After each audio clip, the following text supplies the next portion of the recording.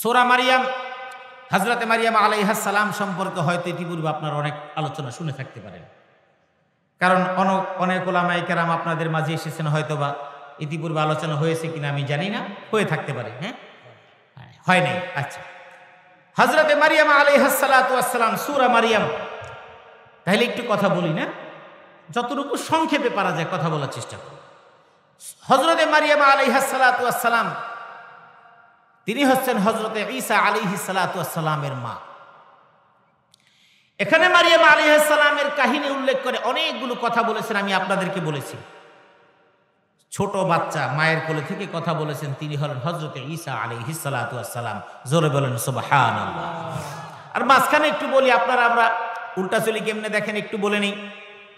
রাসূল করিম সাল্লাল্লাহু আলাইহি ওয়াসাল্লাম কি সাহাবায়ে কেরাম জিজ্ঞেস করেন, ইয়া রাসূলুল্লাহ, কাপড় যে আমরা পরি, মহিলারা কাপড় কতখানি ঝুলাইয়া পড়বে, পুরুষেরা কাপড় কতখানি ঝুলাইয়া পড়বে? আমি রেফারেন্সে যাচ্ছি না, সময় শেষ হয়ে যাবে বা দেরি হয়ে যাবে দেখা। আল্লাহ রাসূল সাল্লাল্লাহু আলাইহি ওয়াসাল্লাম বললেন, মহিলারা কাপড় ঝুলাইয়া পড়বে, একেবারে মাটি সমান করে ঝুলাইয়া পড়বে। সাহাবায়ে কেরাম বলেন, ইয়া রাসূলুল্লাহ, যদি কতটুকু ঝুলাবে? বলছে একদম মাটির সাথে মিশবে। বলছে, ইয়া রাসূলুল্লাহ, যদি খুলে যাওয়ার আশঙ্কা হয় তাহলে কেমনে কি করবে? বলছে এক হাত পরিমাণ ঝুলাইয়া দিবে মাটির নিচে। তার মানে কাপড় কতটুকু থাকবে, বোরকা কতটুকু থাকবে? একদম পায়ের পাতা পর্যন্ত মাটি হেঁচড়ায় যাবে। ঠিক আছে, আমাদের দেশের আবহাওয়া জনিত কারণে আমাদের মাটিতে ময়লা অনেক, পেশাব পায়খানা গোবর টোবর আছে, এই জন্য মিনিমাম কাপড়টা পায়ের টাকনো ঢাকা থাকবে। পুরুষরা কতটুকু? রাসূল বললেন তারা টাকনোর উপরে কাপড় রাখবে। এ প্রসঙ্গে বুখারী, মুসলিম এবং তিরমিজি সহ বিভিন্ন কিতাবে এই হাদিসগুলো অনেকবার উল্লেখ করা হয়েছে, যেটার অংশ বিশেষ সবাই জানে। মা আসফালা মিনাল কা'বাইনি মিনাল ইজারি ফিন্নার, যেটা টাকনুর নিচে ঝুলে থাকবে ওইটা জাহান্নামে যাবে। এবং হাদিসের মধ্যে আছে, 3 শ্রেণীর মানুষের দিকে কিয়ামতের দিন আল্লাহ পাক তাকাবেন না, তাদের মধ্যে একটা হলো যে নাকি কাপড় ঝুলায়া পড়ে, টাকনুর নিচে ঝুলায়া পড়ে। এখন আমাদের সমাজে পুরুষদেরকে বলা হয়েছে টাকনুর উপরে কাপড় রাখতে, মহিলাদেরকে বলছে নিচে রাখতে। আমাদের আধুনিক সমাজের আমার বোনেরা হয়তো এই অঞ্চলে নাই, শহর কেন্দ্রিক মানুষের মধ্যে আছে, আমার ছোট বন্ধুর মধ্যে থাকতে পারে। শীতের দিন হোক আর গরমের দিন, পায়জামাটা টাকনুর উপরে আধা দুপুরে আমাদের মহিলারা, আমাদের বোনেরা এখন অনেকেই পরে। আর আমাদের ভাইয়েরা, ওরা টাকনুর উপরে পরা তো টাকনুর নিচে এক হাত লাগতে, এটা আরো ভালো। আর আল্লাহর নবী বলেছেন এই নাভি থেকে নিয়ে হাঁটু পর্যন্ত পুরুষের সতর ঢেকে রাখতে হবে। আমাদের ইয়াং জেনারেশন স্মার্ট হচ্ছে, স্মার্ট হতে যায় তারা এই প্যান্টটাকে এতখানি নিচে নামায় দিছে, একেবারে নিচে নাভি চাইতে অর্ধেক নিচে। যদি একটু এলোমেলো হয় তাহলে খুলে যাওয়ার সম্ভাবনা অনেক বেশি আছে না নাই? অনেক ছেলেরা এইরকম প্যান্ট পরে তারা মসজিদে নামাজে যায়, নামাজে যাওয়ার পরে গেঞ্জি দিয়ে ঢেকে যায়, যখন রুকুতে যায় তখন অর্ধেক বেরো, সিজদায় গেলে বাকিটুকু শেষ। তার মানে তুমি যে নামাজ পড়ছো, তোমার নামাজ হচ্ছে না, তোমার একেবারে বরবাদ। কারণ সতরের অংশ যখন 3 তাসবিহ পরিমাণ খোলা থাকে তখন তার নামাজ হবে। সুতরাং যেই সমস্ত ইয়াং সাজতে চাও, এটা হলো 1 নাম্বার। 2 নাম্বার কথা হলো, তুমি যখন এই পরিমাণ পোশাক পরো নাভির নিচ করে, এটা খোলা রেখে তুমি সতর খুলে রাখছো, এটা তোমার জন্য কবিরা গুনাহ, এটা করা যাবে না। এরপরে আমি সংক্ষেপে দ্রুত করে যাচ্ছি। আল্লাহর নবী বলছেন যে মহিলাদেরকে বলছেন তোমরা ভ্রু আছে, ভ্রুগুলো ঠিকঠাক মতো রাখবা। কিন্তু আমাদের সমাজের মা বোনেরা তারা স্টাইল করছেন, স্মার্ট হচ্ছেন, তারা ভ্রু প্লাক করছেন, পার্লারগুলোতে ভিড় লেগে যায়। আমি এই কথাগুলি বলছি, একটা সুযোগ পাচ্ছি, এই জন্য আমি আমার বোনদেরকে বলে যাচ্ছি। রাসূল করিম সাল্লাল্লাহু আলাইহি ওয়াসাল্লাম বলেছেন, লাআনাল্লাহুল মুতাশাব্বিহিনা বির-রিজালি মিনান নিসা ওয়াল মুতাশাব্বিহাতু বির-রিজালি মিনান নিসা। আর যেই সমস্ত এমন কিছু পুরুষ, যেই সমস্ত পুরুষরা মহিলাদের আকৃতি ধারণ করে, বেশভূষা ধারণ করে, তাদের প্রতি নবী অভিশাপ দিয়েছেন। আর যেই সমস্ত মহিলারা পুরুষের মতো বেশভূষা ধারণ করে, তাদের প্রতি অভিশাপ দিয়েছেন। আরেকটা হাদিসে বলেছেন, লাআনাল্লাহুল ওয়াশিমাতি ওয়াল মুস্তাওশিমাত। সংক্ষেপে কথাগুলি বলি, যেই সমস্ত মহিলারা ভ্রু প্লাক করে, ভ্রু উঠায়, যারা উঠাইয়া দেয়, তাদের প্রত্যেকের প্রতি আল্লাহ পাক রব্বুল আলামিন অভিশাপ দিয়েছেন, নাউজুবিল্লাহ। এখন কথা হলো, যেই বোনেরা ভ্রু প্লাক করেন তারা অভিশপ্ত। যেই স্বামী ভ্রু প্লাক করতে টাকা দেয় এবং যেই স্বামী বলে তোমার ভ্রু প্লাক করে ভালো লাগে, ওই স্বামী অভিশপ্ত। যেই পার্লারের মেয়েটা অভিশপ্ত, এই ভ্রু প্লাকের কাজ করে, সে অভিশপ্ত। এক মহিলা বললেন, ইয়া রাসূলুল্লাহ, আমি শুনলাম আপনি এমন এমন অভিশাপ দিয়ে থাকেন, অথচ এই ব্যাপারে তো আল্লাহ পাক কোরআনে তো কিছু বলেন নাই। রাসূল বললেন, কেন আমি অভিশাপ দিব না যাদেরকে আল্লাহ পাক স্বয়ং অভিশাপ দিয়েছেন? বললেন সেটা কিভাবে, কেন? আমা তাকরাইনাল কোরআন, তুমি কি কোরআন পড়ো নাই? বলছে হ্যাঁ আমি কোরআন পড়েছি। আল্লাহ রসুল বললেন কেন তুমি এই আয়াতটা পড়ো নাই? ওয়ামা আতাকুমুর রাসূলু ফাখুযু ওয়ামা নাহাকুম আনহু ফান্তাহু, তোমাদের কাছে রাসূল যা নিয়ে এসেছেন সেটা আঁকড়ে ধরো, রাসূল যা ছাড়তে বলেছেন ছেড়ে দাও। তোমরা কি পড়ো নাই? মহিলা বলছে পড়েছি। রাসূল সাল্লাল্লাহু আলাইহি ওয়াসাল্লাম বললেন এটাই হলো ওই আয়াতের উদ্দেশ্য। সুতরাং যেই সমস্ত মহিলারা এই ভ্রু প্লাগ করেন, আপনি আজকে থেকে সিদ্ধান্ত নেবেন, কারণ এটা অভিশপ্ত। কিভাবে অভিশপ্ত? আপনি দাম দিচ্ছেন না, আমি দাম দিচ্ছি না। যেই সমস্ত মা বাবারা ছোট কন্যা সন্তানদেরকে প্যান্ট শার্ট কিনে পরান, আপনি আপনার সন্তানকে অভিশপ্ত বানালেন। বাবা আপনি অভিশপ্ত, মা আপনি অভিশপ্ত। অভিশপ্ত আপনি বুঝেন নাই, আপনি মনে করছেন হুজুর আল্লাহ অভিশাপ দিয়েছেন, তার মানে দিয়েছেন একটা। আমি এবার আপনাকে বলি অভিশপ্ত হওয়ার মানে কি? আল্লাহর পক্ষ থেকে আপনার উপর এমন অভিশাপ, আপনার সারাটা জীবন অভিশপ্ত, আল্লাহ আপনার প্রতি অভিশপ্ত। এই অভিশাপ নিয়ে আপনি জীবন যাপন করবেন। পৃথিবী থেকে মরার সময় অভিশাপ নিয়ে মারা যাবেন। পৃথিবী থেকে যখন এই কিয়ামতের ময়দানে, যখন হাসরের ময়দানে উঠবেন, তখন অভিশপ্ত মানুষের কাতারে উঠবেন। আর অভিশপ্ত মানুষ কখনো জান্নাতে যাবে না। স্বামী অভিশপ্ত কিভাবে? স্ত্রীর সুন্দর লাগে, ভ্রু প্লাগ করলে স্বামীর ভালো লাগে। স্বামী লিল হুসনিল মুগায়্যিরাতি খালকাল্লাহ, বুখারীর হাদিস বলছি আমি। রাসূল করিম সাল্লাল্লাহু আলাইহি ওয়াসাল্লাম বলেছেন যারা মানুষের সৃষ্টির মধ্যে পরিবর্তন করে, এই সৃষ্টির মধ্যে পরিবর্তন যারা করে তারা হলো আল্লাহর কাছে লানত প্রাপ্ত। আল্লাহ আপনার এই ভ্রুটা দিয়েছেন, আল্লাহ আপনার চাইতে কম বুঝেন নাই। আল্লাহ আপনার চাইতে কম বুঝেন না। যদি কম বুঝতেন, আপনার নাকের ছিদ্র একটা বন্ধ করে দিলে আপনার সারা দুনিয়ার বিনিময়ে নাকের একটা ছিদ্র সুন্দর করে বানিয়ে আপনি চলতে পারতেন না। আল্লাহ যদি আপনার দুই কানের মধ্যে একটা কান ছোট একটা কান বড় করে দিতেন, সারা পৃথিবীর বিনিময়ে আপনি কান দুইটাকে সমান করতে পারতেন না। কথা বলেন না কেন? পারতেন। তাহলে আল্লাহ আপনাকে সৃষ্টি করে দিয়েছেন, ভ্রু প্লাগ করে আপনাকে সৃষ্টির পরিবর্তন করছেন। আল্লাহ দেখেন না? আল্লাহ বলছেন আমি যা করেছি হুয়াল্লাযী ইউসাউবিরুকুম ফিল আরহামি কাইফা ইয়াশা, মায়ের পেটে তোমাকে যেইভাবে সৃষ্টি করা দরকার সেইভাবে আমি করেছি। যায় দেখো বহু মানুষ আছে যাদের চোখে চোখ দিয়েছি কিন্তু চোখে আলো দেই নেই। আমি তোমাকে চোখ দিয়েছি, আলো দিয়েছি, ভ্রু দিয়েছি, পিছি দিয়েছি, তোমার তা ভালো লাগে না, তা পরিবর্তন করো। তুমি অভিশপ্ত, পৃথিবীতে বাঁচবে অভিশপ্ত হয়ে, মরবে অভিশপ্ত হয়ে, হাসরের ময়দানে উঠবে অভিশপ্ত হয়ে, এবং অভিশপ্তদের কাতারে তোমাকে জাহান্নামে নিয়ে নেওয়া হবে। সুতরাং এই কাজ যারা করেন, যেই স্বামীরা করেন, যেই মা করান, যেই বাবা করান, আজকে থেকে সিদ্ধান্ত নেবেন আপনার কোনো কন্যা সন্তানকে আপনি জিন্সের প্যান্ট কিংবা পুরুষালী কোনো পোশাক আপনি পরাবেন না। হাদিসের মধ্যে আছে যেই সমস্ত মানুষ পুরুষের সাদৃশ্য পোশাক পরে, যেই সমস্ত নারীরা পুরুষের সাদৃশ্য পোশাক আর পুরুষেরা নারীর সাদৃশ্য পোশাক পরে, তারা অভিশপ্ত।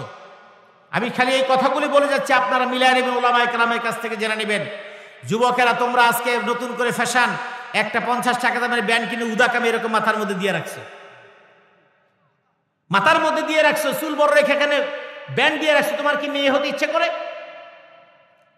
মেয়েরা কানের মধ্যে দুল পরবে তাদের সৌন্দর্য বর্ধনের জন্য, কিন্তু তুমি মেয়েদের কানের দুল তুমি ছিনতাই করে তোমার কানটা ফোরায় তুমি দুল পরা শুরু করে দিলা।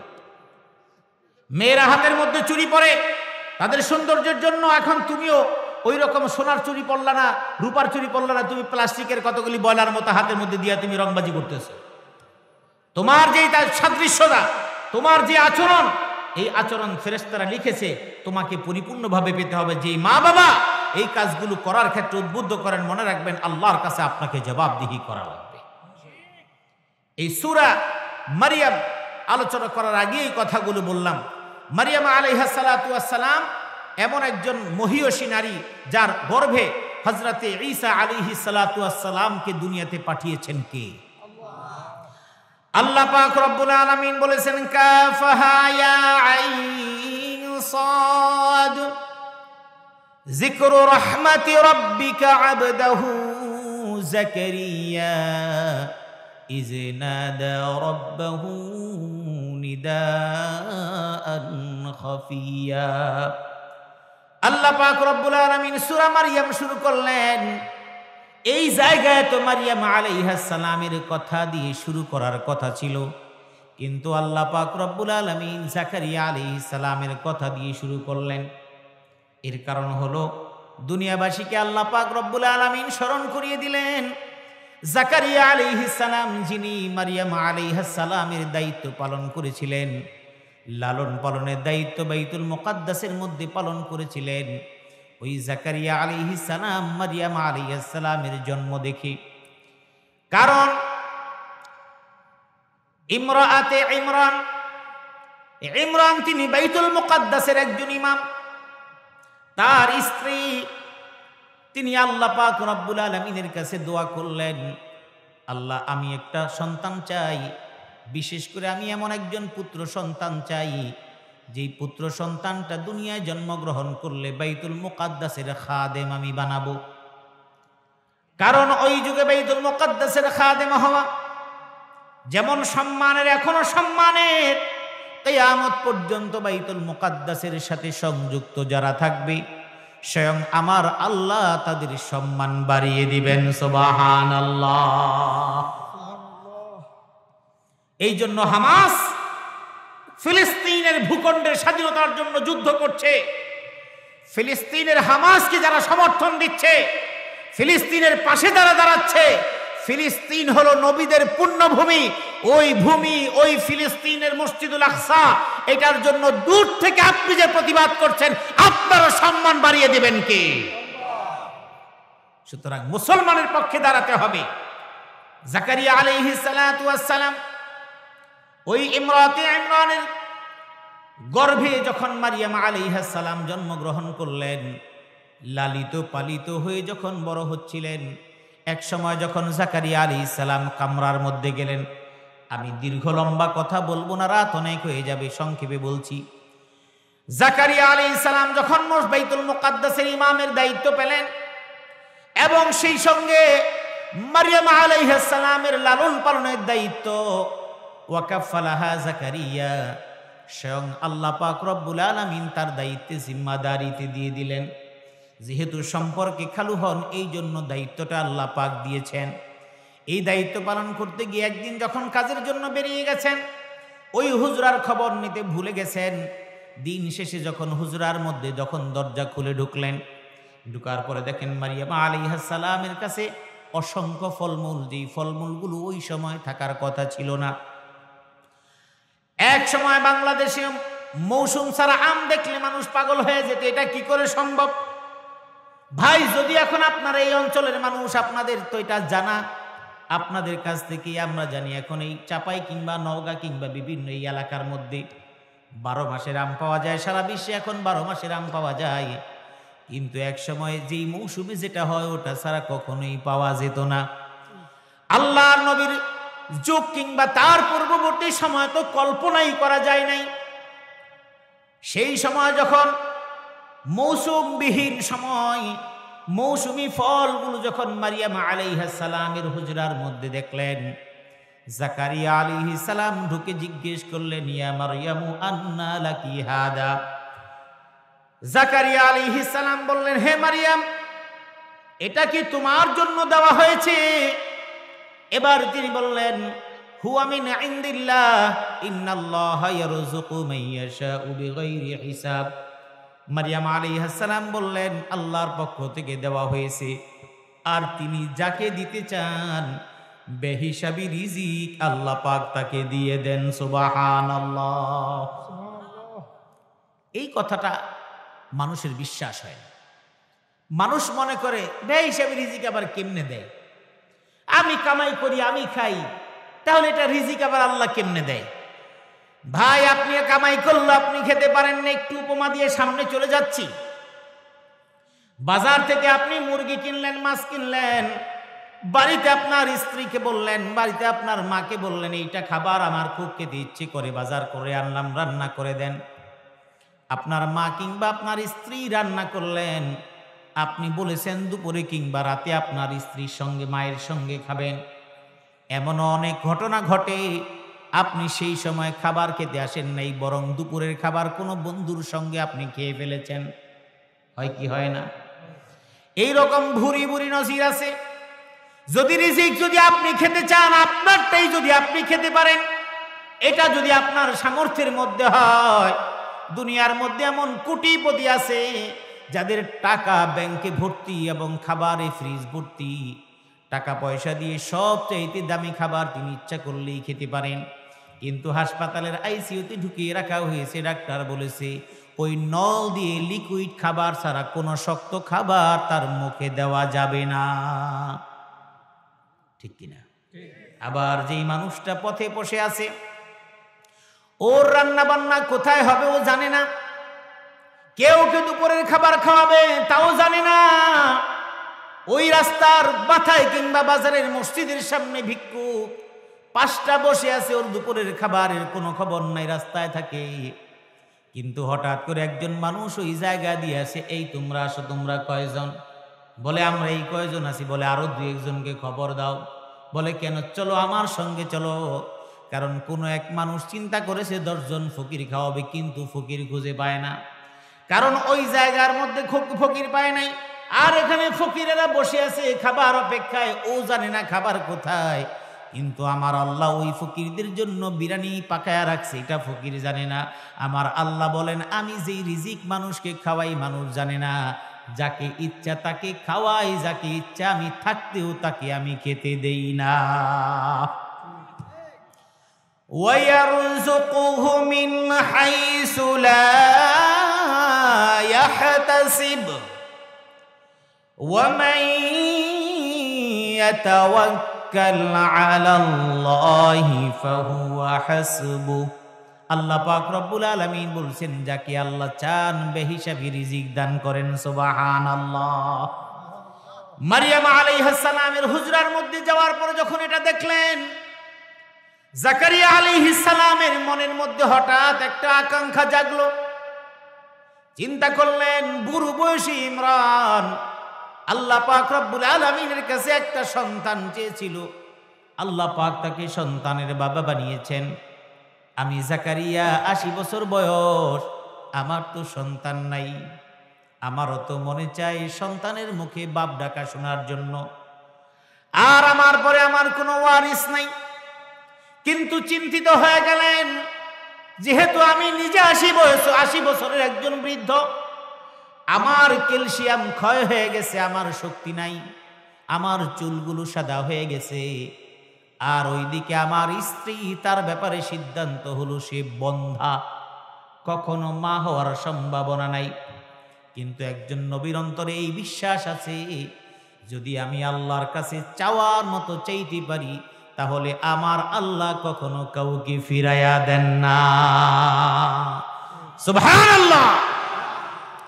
এই জন্য জাকারিয়া আলাইহিস সালাম খাবারের দিকে তাকায় চিন্তা করলেন, মারিয়াম যদি ইমরানের ঔরসে যদি জন্মগ্রহণ করতে পারে বার্ধক্যে, আবার মারিয়ামের সামনে যদি বেমৌসুম সারা ফলগুলো আল্লাহ হাজির করতে পারেন, তাহলে আমি জাকারিয়াকে আল্লাহ পাক ইচ্ছা করলে সন্তানের বাবা বানাতে পারেন।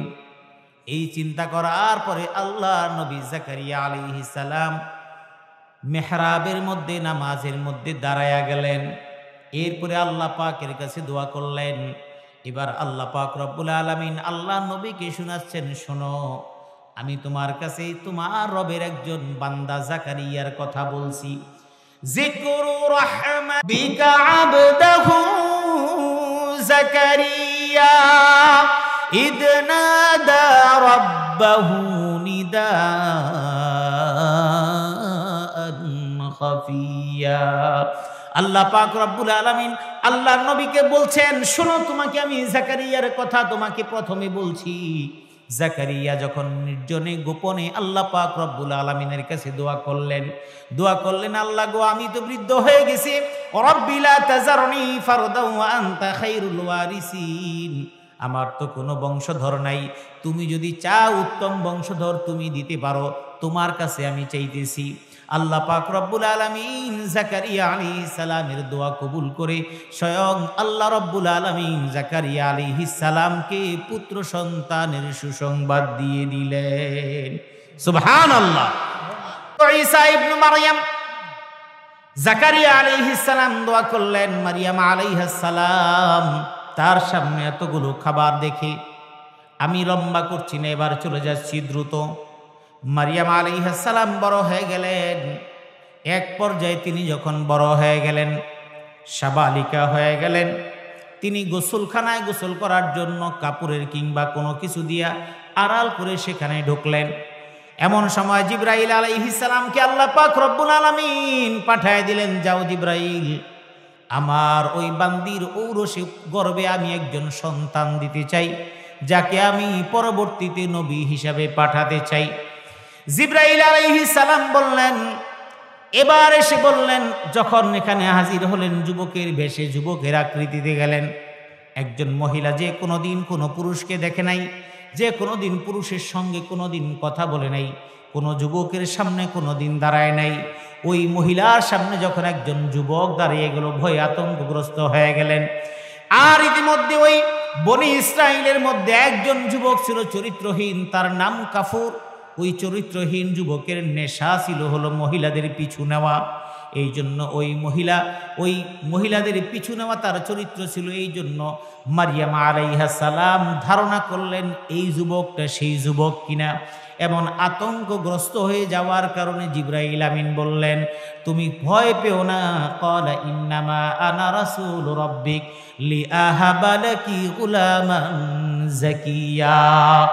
জিবরাইল আলাইহিস সালাম বললেন, তুমি ভয় পেও না ও মারিয়াম, তুমি ভয় পেও না, আমি আল্লাহ রাব্বুল আলামিনের পক্ষ থেকে পাঠানো একজন ফেরেশতা। আল্লাহ পাক আমাকে পাঠিয়েছেন তোমাকে একটা পুত্র সন্তান দেওয়ার জন্য। সুবহানাল্লাহ, জোরে বলেন সুবহানাল্লাহ। মারিয়াম আলাইহিস সালাম বলেন, এটা কি করে সম্ভব? কিভাবে সম্ভব? আমি তো কোনো পুরুষ আমাকে কোনোদিন স্পর্শ করে নাই, ওয়ালাম ইয়ামসাসনি বাশার, আমাকে কোনো পুরুষ কোনোদিন স্পর্শ করে নাই, কিন্তু কিভাবে আমি সন্তানের মা হব? জিবরাইল আলাইহিস সালাম বললেন, আল্লাহ যা চান সব করতে পারেন, মুহূর্তের মধ্যে আল্লাহ যা দিতে চান সব কিছু করে দিতে পারেন। এটা বলার পরে জিবরাইল আলাইহিস সালাম তার মধ্যে রূহ ফুঁকে দিয়ে গেলেন, তিনি গর্ভবতী হয়ে গেলেন। সংক্ষেপে বলছি, একজন নারী গর্ভবতী হয়ে যাওয়ার পরে মানুষ না বুঝলেও মহিলারা ঠিকই বুঝতে পারে। পানির জন্য যখন হাউসে গেল পানি আনার জন্য, এলাকার নারীরা দেখলো, নারীরা দেখে ভাবলো, আহারে এই মহিলা, এই মেয়েটা এখনো অল্প বয়সের মেয়ে, তার স্বামীও নাই, তার বাবা মসজিদের ইমাম ছিলেন, তার মা একজন ভালো মানুষ, ইবাদত গুজার বান্দি ছিলেন। এই মহিলা স্বামী ছাড়া কি করে গর্ভবতী হয়ে গেল?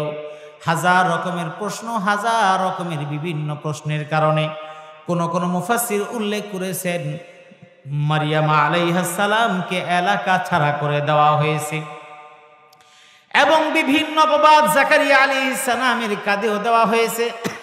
অনেক লম্বা ঘটনা মুফাসসিররা উল্লেখ করেছেন। এক পর্যায়ে আল্লাহ পাক রব্বুল আলামিনের কাছে সাহায্য চাইলেন। মারিয়াম আলাইহিস সালাম ওই বাইতুল মুকাদ্দাসের এরিয়া ছেড়ে একেবারে জর্ডান সীমান্তের কাছাকাছি চলে গেলেন, হেবরনে। ওই জায়গায় চলে যাবার পরে এবার গর্ভবতী একজন নারী নির্জন এলাকায় আছেন। এবার মারিয়াম আলাইহিস সালাম চিন্তা করলেন, আমি এখানে থাকবো কি, এখানে আমি খাবো কি, এখানে আমি কিভাবে থাকবো? আল্লাহ পাক রব্বুল আলামিন বললেন, ও মারিয়াম, তুমি চিন্তা করো না, তোমার জন্য সব কিছু ব্যবস্থা আমি আল্লাহ করে রেখেছি। এই ব্যবস্থাটা কি, তুমি ওখানে আসো, ওখানে থাকার পরে তোমার জন্য পানির ব্যবস্থা আমি করে দিব, তোমার জন্য খাবার ব্যবস্থা আমি করে দিব। এবার যখন আফসোস করতেছে, এবার আসমান থেকে একটা আওয়াজ আসলো, ফানাদাহা মিন তাহতিহা আল্লা তাহজানি কদ জাআলা রাব্বুকি তাহতাকি সারিয়া ওয়া হুজি ইলাইকি বিজিযইন নাখলাতি তুসাকিত আলাইকি রতবান জানিয়া। আল্লাহ পাক রব্বুল আলামিন জিবরাইলের মাধ্যমে আওয়াজ দিয়ে দিলেন, ও মারিয়াম, তুমি ভয় পেও না, তোমার সুপেয় খাবার পানির ব্যবস্থা আমি আমার আল্লাহ করে দিচ্ছেন। এরপরে আওয়াজ দিলেন জমিনের নিচ থেকে, আল্লাহ পাক রব্বুল আলামিন ওই মরুভূমির নিচ থেকে সুন্দর পানির ব্যবস্থা করে দিলেন। সুবহানাল্লাহ। শুধু পানি দিয়ে তো চলবে না, খাবে কি? আল্লাহ পাক রব্বুল আলামিন বললেন, ও মারিয়াম, তুমি চিন্তা করো না, আমি ওই খেজুর গাছগুলোকে নির্দেশনা দিয়েছি, তুমি যখন ইচ্ছা করবে, তোমার যখন খেজুর খেতে মনে চাইবে, তুমি হাতটা দিয়ে এমন করে হাতটা উঠাবে, আমি আল্লাহ খেজুরের ছড়াগুলোকে তোমার সামনে আমি আল্লাহ ঝুঁকাইয়া দিব। একটু জোরে বলেন সুবহানাল্লাহ। وهزي إليك بجذع النخلة تساقط عليك رطبا جنيا فكلي واشربي وقري عينا الله أكبر আল্লাহ পাক রব্বুল আলামিন বললেন, ও মারিয়াম তুমি খাও পান করো, তুমি কোনো চিন্তা করো না। সময় পার হয়ে গেল, এবার সন্তান দুনিয়া আসার সময় হয়ে গেল। মারিয়াম আলাইহিস সালামের গর্ভ থেকে হযরতে ঈসা আলাইহিস সালাম জন্মগ্রহণ করলেন। সুবহানাল্লাহ। খুব তাড়াতাড়ি বলছি, শেষ করে দিব। কষ্ট হইতেছে আপনাদের? হ্যাঁ, ধীরে ধীরে 15 মিনিটের মধ্যে শেষ করে দিব। আল্লাহ পাক রব্বুল আলামিন ঘোষণা দিয়ে দিলেন। এবার মারিয়াম আলাইহিস সালাম টেনশনে পড়ে গেলেন, এই সন্তান নিয়ে আমি কোথায় যাব, এই সন্তান নিয়ে আমি কোন জায়গায় যাব, কেমনে যাব, মহল্লার মধ্যে আমি জবাব কি দিব?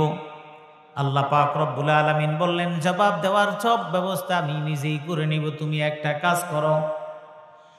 মারিয়াম আলাইহিস সালামকে বললেন, ও মারিয়াম, ওই তোমার নবজাতককে সাথে করে তুমি যখন তোমার এলাকার মধ্যে তুমি যখন যাবে, লোকেরা তোমার কাছে আসবে আর বাচ্চা সম্পর্কে প্রশ্ন করবে, তুমি কোনো জবাব দিবা না, তুমি জবানে কোনো শব্দ উচ্চারণ করবা না, তুমি কোনো কথা বলবা না। মারিয়াম আলাইহিস সালাম বললেন, আমি তাহলে কি করব? আল্লাহ পাক বলে দিলেন, ছোট বাচ্চাকে দেখায় দিবা। আল্লাহু আকবার। এই কথা শোনার পরে মারিয়াম আলাইহিস সালাম তাই করলেন। এবার ছোট বাচ্চা নবজাতক মাত্র কয়েকদিন আগে জন্মগ্রহণ করেছে, এই বাচ্চা নিয়ে স্বামী নাই, অলরেডি সেখানে বাবাও নাই। এই স্বামীহীন একটা নারী সন্তান নিয়ে যখন এলাকায় ঢুকলো, লোকেরা সি সি করা শুরু করে দিল। বলল, মারিয়াম তুমি কেমন কাজ করলা? ইয়া উখতা হারুন মা কানা আবুকি ইমরা'a সাউইন ওয়া মা কানাত উম্মুকি বাগিয়া। বললেন, হে হারুনের বোন, তার মানে মারিয়াম আলাইহিস সালামের সম্পর্ক হারুন আলাইহিস সালামের সঙ্গে ছিল, তার মানে বংশ পরম্পরায় তার আত্মীয়। এই জন্য হারুন আলাইহিস সালামের কথা বলে বলল, ইয়া উখতা হারুন। আর বলল, মা কানা আবুকি ইমরা'a সাউইন ওয়া মা কানাত উম্মুকি বাগিয়া, তোমার বাবা এবং তোমার মা তো অবাধ্য ছিল না, খারাপও ছিল না, তাহলে তুমি এত খারাপ হইলা কেমনে? জামাই নাই কিন্তু বাচ্চার মা। এবার মারিয়াম আলাইহিস সালাম বললেন, ফাশারাত ইলাইহি। কোরআন বলছে সূরা মারিয়ামে আল্লাহ পাক রব্বুল আলামিন বলছেন, ফাশারাত ইলাইহি। মারিয়াম আলাইহিস সালাম কোলের বাচ্চার দিকে ইশারা করে বললেন, ওরে জিজ্ঞেস করো। আল্লাহু আকবার। জোরে বলেন আল্লাহু আকবার। এই ছোট বাচ্চা কোলে, তার দিকে ইঙ্গিত করে বলে, তারে জিজ্ঞেস করো। এবার মহল্লার লোকেরা বলে, কাইফা নুকাল্লিমু মান কানা ফিল মাহদি সাবিয়া, তুমি আমাদের সঙ্গে মাশকরা করো নাকি? ওই কোলের বাচ্চা কেমনে কথা বলে, এটা কি সম্ভব নাকি? কিন্তু আল্লাহ পাক রব্বুল আলামিন যদি চান সেটা সম্ভব কি সম্ভব না? অনেক বর্ণনা হাদিসের মধ্যে আছে, কোরআনের মধ্যে আছে, এমন অসম্ভবকে সম্ভব আল্লাহই করতে পারেন, আর কারো পক্ষে সম্ভব। এবার মারিয়াম আলাইহিস সালাম ইঙ্গিত করার পরে লোকেরা চিন্তা করলো, ও বলতেছে আমরা কেমনে জবাব নেই। কিন্তু কোলের সন্তানের কানে আল্লাহ পাক রব্বুল আলামিন পৌঁছে দিলেন। এবার ওই কোলের সন্তান হযরতে ঈসা আলাইহিস সালাম বলে দিলেন, ক্বালা ইন্নী আবদুল্লাহ। আল্লাহু আকবার। ঈসা আলাইহিস সালাম বললেন, ইন্নী আবদুল্লাহ। বললেন, তোমরা যা মনে করছো আমি তো তাই নই, আমি স্বয়ং আমার আল্লাহ পাকের একজন গোলাম। ক্বালা ইন্নী আবদুল্লাহ। সেই সঙ্গে বলে দিলেন, আতানিয়াল কিতাবা ওয়া জাআলানি নাবিয়্যা। আর ওই কোলের শিশু সন্তান বলে দিল, আমি আল্লাহর গোলাম শুধু নই, আতানি আল কিতাব ওয়া জাআলানি নাবিয়্যা, স্বয়ং আমাকে আমার আল্লাহ কিতাব দিয়েছেন এবং আমাকে নবী হিসাবে মনোনীত করেছেন। সুবহানাল্লাহ। অলৌকিক ক্ষমতা।